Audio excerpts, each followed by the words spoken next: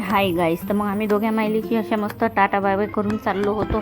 कुठे माहीत आहे? कुठे आम्ही चाललो होतो महादेवाच्या मंदिरात, कारण की आज होती महाशिवरात्री. म्हणून आम्ही चाललो दोघ्या मायलीची भोलेनाथच्या मंदिरात. समोर दिसू राहिला, आमच्या घराच्याच पाशी आहे.